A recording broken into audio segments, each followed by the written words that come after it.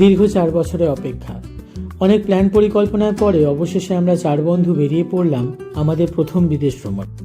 19শে March বুধবার 2025 রাত্রিবেলা আমাদের ফ্লাইট ছিল কাম্বোডিয়ার উদ্দেশ্যে।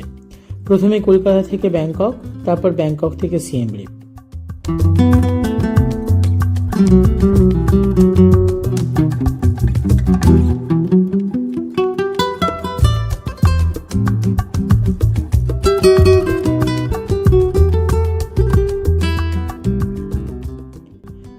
ব্যাংককে এসে আমাদের প্ল্যান ছিল একটু শহরটা বেরিয়ে দেখার, কিন্তু তা আর হয়ে ওঠেনি। অগত্যা সেই 7 ঘন্টা আমরা কিছু খেয়ে আর ওই এয়ারপোর্টেই টানটান হয়ে কাটিয়ে দিয়েছিলাম।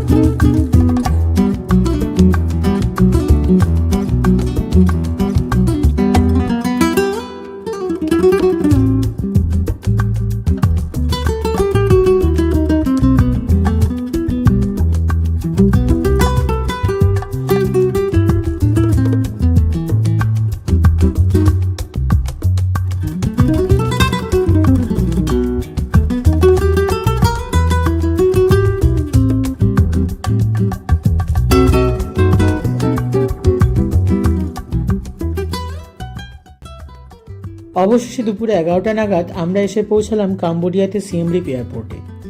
এয়ারপোর্ট থেকে আমাদের হোটেল অনেকটাই দূরত্বে, তাই আমাদের ড্রাইভার দাদা আমাদের পরামর্শ দিলেন একেবারে ফ্লোটিং ভিলেজ ঘুরে তারপর হোটেলে যেতে।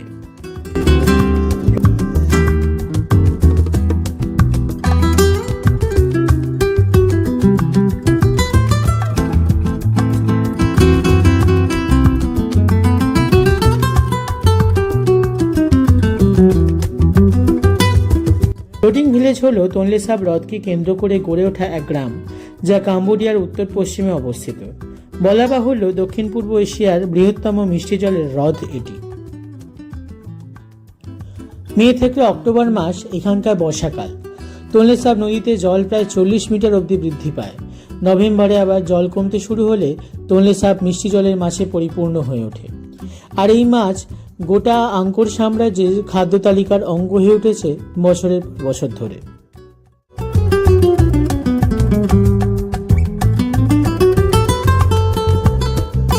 দীর্ঘ 11 ঘন্টা জার্নির পর কিছু না খেলেই চলছিল না, তাই রাস্তার ধার থেকে কচি বাঁশের ভিতরে বানানো ব্ল্যাক বিন স্টিকি রাইস আর ডাবের জল দিয়ে আপাতত পেট ভরালাম আমরা।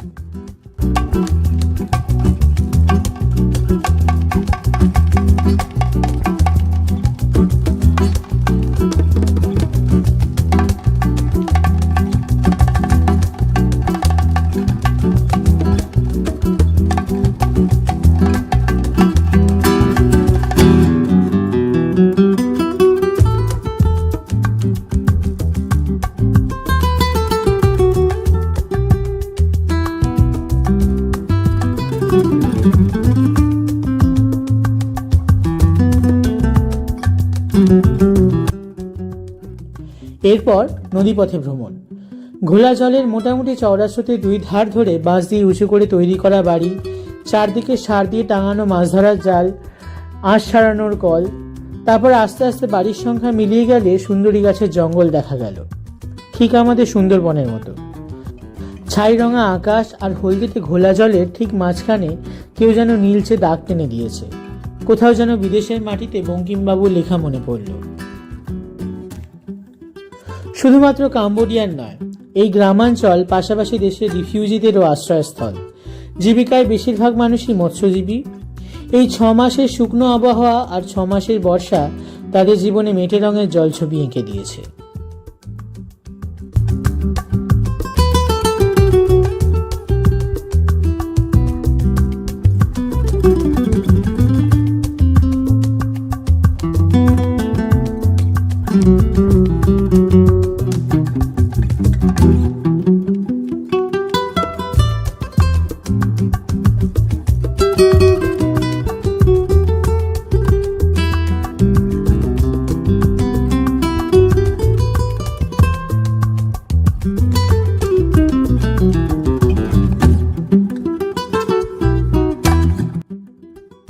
প্রায় আরো ঘন্টাখানেক জার্নির পর আমরা হোটেলে পৌঁছালাম। খানিক ফ্রেশ হয়ে রওনা দিলাম রয়্যাল থিয়েটার রেস্টুরেন্টের উদ্দেশ্যে। সেখানে অপ্সরা ডান্স শো আর ডিনারের ব্যবস্থা ছিল আমাদের জন্য।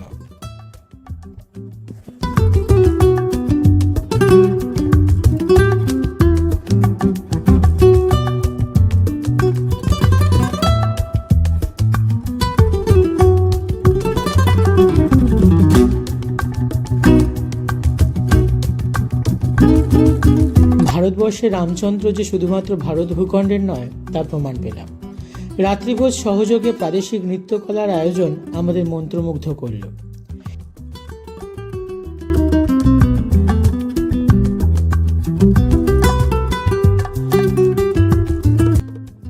এর পরের গন্তব্যস্থল আঙ্কোর পাব স্ট্রিট ও রিভার মার্কেট।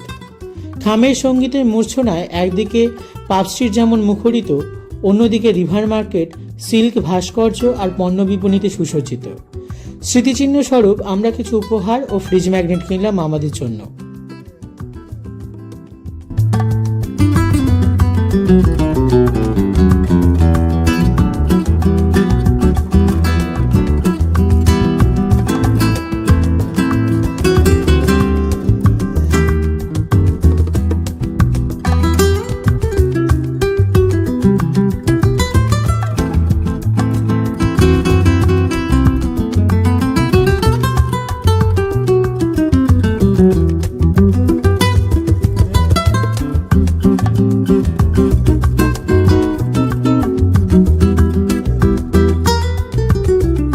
মার্চ 2025। ভোর হতে না হতে আমরা পৌঁছালাম আমাদের গন্তব্য আঙ্কোর ভাট। বাস মিস করেছিলাম বটে, তবে সূর্যোদয় মিস করিনি।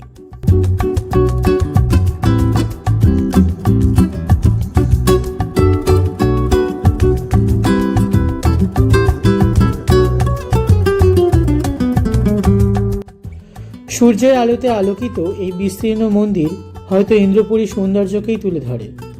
প্রায় 1000 বছর পুরনো মন্দির, তার ভাস্কর্য স্থাপত্যশৈলী এক মুহূর্তে আমাদের ইতিহাসের দোরগোড়ায় উপস্থিত করে। 12শো শতাব্দী, তখন খামের সাম্রাজ্যের আসনে উপবিষ্ট রয়েছেন রাজা দ্বিতীয় সূর্যবর্মন। সামন্ত রাজাদের রাজস্বে পরিপুষ্ট রাজা দাইভেতের বিরুদ্ধে 3 বার যুদ্ধ ঘোষণা করেন ও পরাজিত হন। তারই সময়কালে দিবাকর পণ্ডিত ব্রাহ্মণের অনুরোধে তৈরি হয় এই আঙ্কোর ভাট মন্দির। পূর্বপুরুষের শৈব প্রথা ভেঙে তিনি তৈরি করলেন বিষ্ণু মন্দির, যা গড়ন শৈলী মেরু পর্বতের মতো দেওয়ালে রামায়ণ মহাভারতের যুদ্ধ খোদিত, যা আজও পৃথিবীর বৃহত্তম ধর্মীয় সৌধ হিসাবে খ্যাত।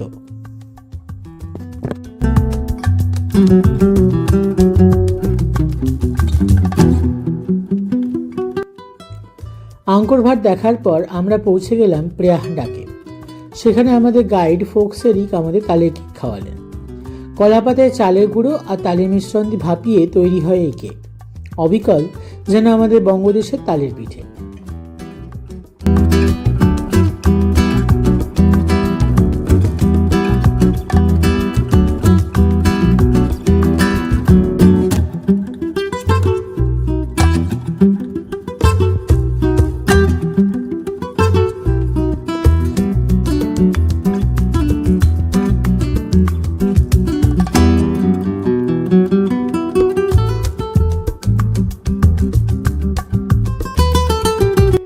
এরপর আমরা চলে গেলাম তাপরূপ মন্দির দেখতে। মনে করা হয় সূর্যবর্মনের মৃত্যুর পর আঙ্কোর ভাটের কাজ বন্ধ ছিল। পরে রাজা সপ্তম জয়বর্মনের আমলে তা শেষ হয়। ধর্মীয় বিশ্বাসে তিনি ছিলেন মহাযানী বৌদ্ধ, তাই আঙ্কোর ভাটেও বৌদ্ধ ধর্মের ছায়া পড়ে।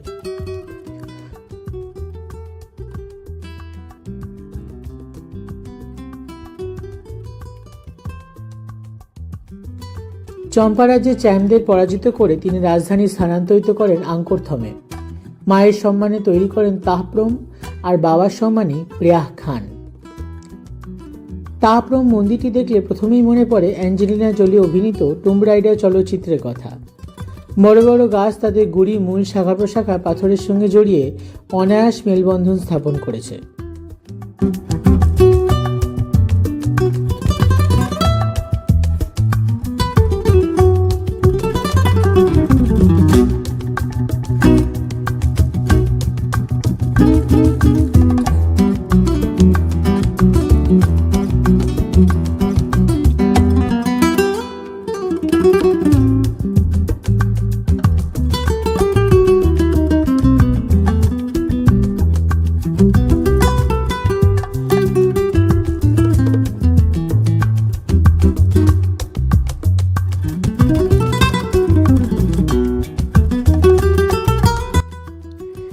এরপর আমরা চলে গেলাম আঙ্কোর থমে।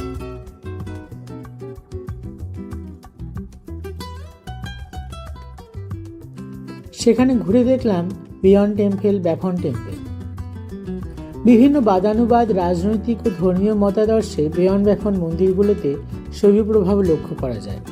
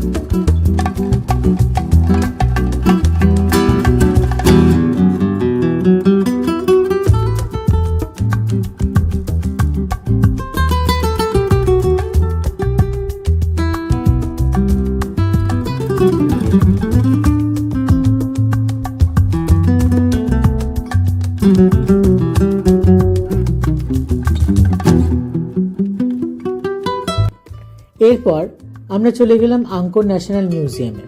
সেখানে খামের সাম্রাজ্যের হিন্দু ধর্মের ইতিহাস আমাদের মুগ্ধ করে।